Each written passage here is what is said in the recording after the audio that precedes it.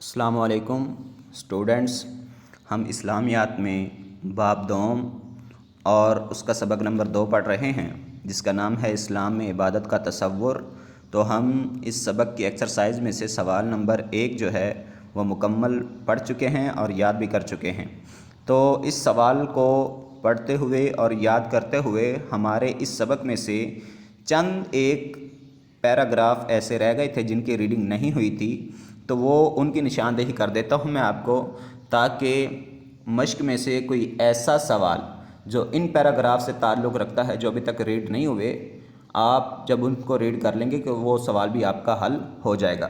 تو اگر ہم پیج نمبر 15 پہ جائیں تو پیج نمبر 15 پہ یہ والا پیراگراف، یہ لاسٹ پہ بالکل یہاں سے اس آیت کے ترجمے تک، یہ ابھی تک ریڈ نہیں ہوا تھا، تو آپ اس کو ریڈ کر لیجئے گا تاکہ کوئی ایسا سوال جو اس پیراگراف سے تعلق رکھتا ہو وہ آپ کا حل ہو جائے۔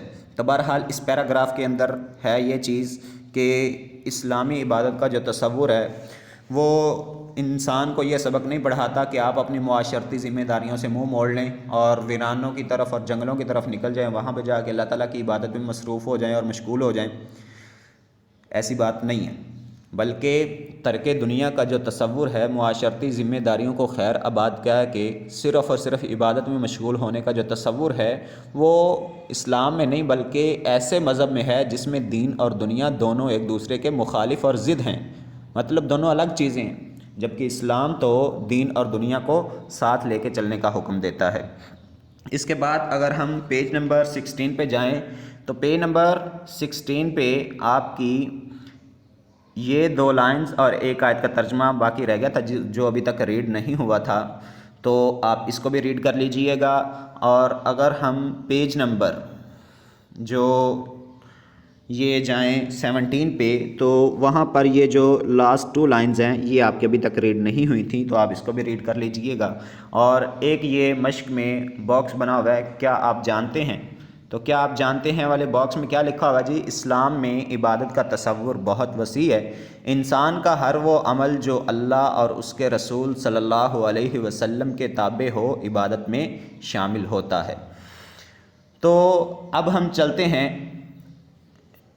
اس سبق کی مشق کے سوال نمبر 2 کی طرف، لیکن اس سبق کی مشق کو حل کرنے سے پہلے میں آپ کو یہ بتا دوں کہ اسی ہی ویڈیو میں آپ کو ایک ایسی چیز بتاؤں گا کہ ہو سکتا ہے کل لرننگ میں آپ سے وہ پوچھ لی جائے، لیکن وہ آپ کو تب ہی پتہ چلے گا جب آپ یہ مکمل لیکچر لیں گے، تو وہ اسی لیکچر کے دوران کسی جگہ آپ کے سامنے آ جائے گی۔ تو بہرحال سوال نمبر 2 ہے، درج ذیل نامکمل جملے پڑھیے اور درست لفظ لکھ کر خالی جگہ پر کیجیے۔ تو اس میں نمبر 1 پہ ہے جی، عبادت کے لفظی معنی ہیں بندگی، تو یہ اس کی پروننسیشن یا تلفظ جو ہے وہ معنی ہے، معنی نہیں ہے، یہ میں پہلے بھی بتا چکا ہوں آپ کو۔ نمبر 2 پہ ہے، اگر کوئی مسلمان اللہ تعالیٰ کی اطاعت کے جذبے سے کوئی اچھا کام کرتا ہے یا کوئی برا کام چھوڑتا ہے تو یہ عمل عبادت میں شمار ہوتا ہے، تو خالی جگہ میں عبادت لفظ آئے گا۔ نمبر 3 پہ ہے جی، روزے سے انسان کے دل میں خوف، تقوی اور ڈیش کا احساس پیدا ہوتا ہے، تو ڈیش میں پرہیزگاری کا لفظ آئے گا۔ اسلام میں ذکر الہی کی بڑی اہمیت ہے اور اسے ڈیش کا درجہ حاصل ہے، تو یہ آپ آیت کا ترجمہ پیچھے پڑھ چکے ہیں، اس میں تھا بڑی عبادت۔ نمبر 5 پہ ذکر الہی کا مقصد یہ ہے کہ جو کام انسان کو اللہ تعالیٰ کی یاد سے غافل کرتے ہیں ان سے بچا جائے، تو یہاں پہ خالی جگہ میں لفظ کیا آیا؟ غافل۔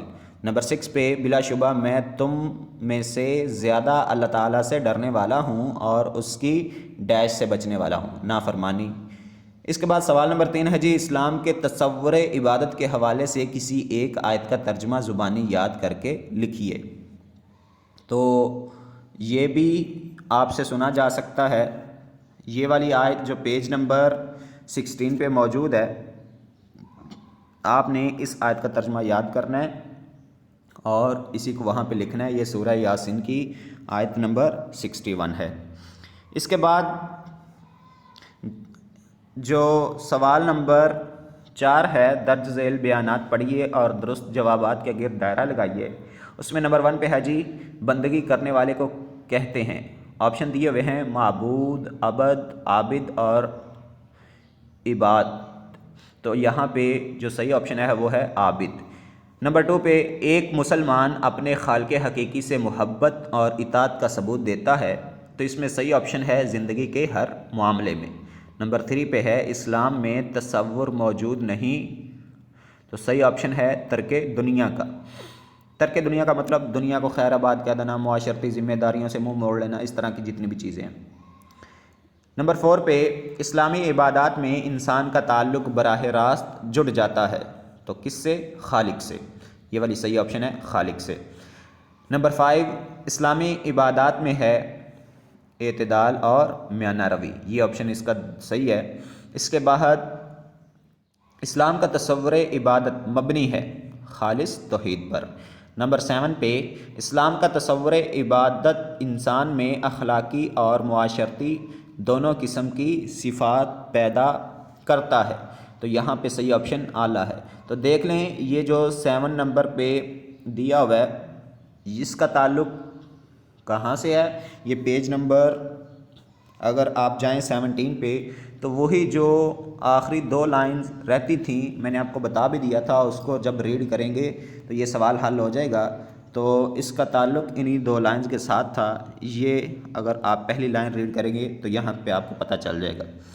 تو اس کے بعد ہے جی سوال نمبر 5، درست بیانات کے سامنے ٹک اور غلط بیانات کے سامنے کراس لگائیے۔ نمبر 1 پہ ہے معبود وہ ہستی ہے جس کی عبادت کی جائے، تو یہ ٹک ہے۔ اس کے بعد عبادت سے مراد صرف نماز، روزہ یا حج ہی ہے، یہ کراس ہے کیونکہ یہ آپ پیچھے پڑھ چکے ہیں، اور بھی بہت ساری چیزیں عبادت سے تعلق رکھتی ہیں۔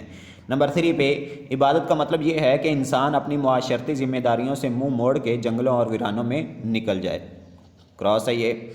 نمبر 4 پہ مسلمان کی پوری زندگی عبادت ہے، یہ ٹک ہے۔ نماز روحانی سکون دینے کے ساتھ ساتھ اللہ اور بندے کے تعلق کو مضبوط کرتی ہے، ٹھیک ہے، یہ بھی ٹک ہے۔ اس کے بعد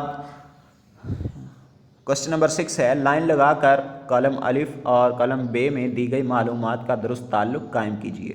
تو کالم الف میں نمبر 1 پہ ہے معبود حقیقی، اور کالم بے کا جو نمبر 3 پہ ہے اللہ تعالیٰ کی ذات، یہ آپس میں اٹیچ ہوں گے۔ کالم الف کا نمبر 2 پہ ہے جی زکوٰۃ سے دوسرے انسانوں سے، نمبر 1 پہ دیکھیں کالم بے میں تو اس کے ساتھ یہ ملے گا ہمدردی اور مدد کا جذبہ پیدا ہوتا ہے۔ کالم الف کا نمبر 3 والا آپشن ہے جی اسلام نے دنیا اور آخرت کی کامیابی کے لیے، کالم بے کے نمبر 2 والے سے ملے گا واضح اصول دیے ہیں۔ کالم الف کا نمبر 4 پہ ہے تمام امور میں اللہ اور اس کے رسول صلی اللہ علیہ وسلم کے احکامات کی، یہ کالم بے کا لاسٹ پہ دیکھیں، پیروی کی جائے تو یہ تمام امور عبادت بن جاتے ہیں۔ اس کے بعد کالم الف کا لاسٹ جو ہے جس کی نگاہ میں میری سنت کی وقت نہیں اور جو میری سنت سے بے رخی، کالم بے کا سیکنڈ لاسٹ، برتے وہ میرے گروہ میں سے نہیں ہے۔ اس کے بعد کوسچن نمبر 7 ہے اسلامی تصور عبادت کو اپنانے سے انسان میں کون کون سی خصوصیات پیدا ہوتی ہیں، فہرست بنائیے۔ یہ 5 باکس بنائے ہوئے ہیں، 5 باکس میں آپ نے 5 صفات لکھنی ہیں، جس طرح کہ ایک میں لکھا ہوا ہے ہمدردی، نمبر 2 پہ بھائی چارہ، پرہیزگاری، تقوی اور روحانی سکون، یہ آپ لکھ سکتے ہیں اور یاد کر سکتے ہیں۔ تو اس طرح اسی کے سامنے دیکھیں ایک باکس بنا ہوا ہے، کیا آپ کو معلوم ہے، اور وہاں پہ کیا لکھا ہوا ہے جی جو اللہ کا ذکر کرتے ہیں اللہ ان کا ذکر کرتے ہیں۔ تو یہ حدیث ہے اس مفہوم کی ایک کہ جو اللہ تعالیٰ کو اس زمین پر رہتے ہوئے یاد کرتے ہیں، اللہ تعالیٰ آسمان کے اوپر عرش معلیٰ پر بیٹھے ہوئے اپنے فرشتوں کے ساتھ ان کا ذکر کرتے ہیں۔ تو اب آگئی وہ چیز جو میں نے آپ کو بتائی تھی کہ میں آپ کو ایک ایسی چیز بتاؤں گا جو آپ سے ہو سکتا ہے کل لرننگ میں پوچھ لی جائے، وہ چیز کیا ہے جی؟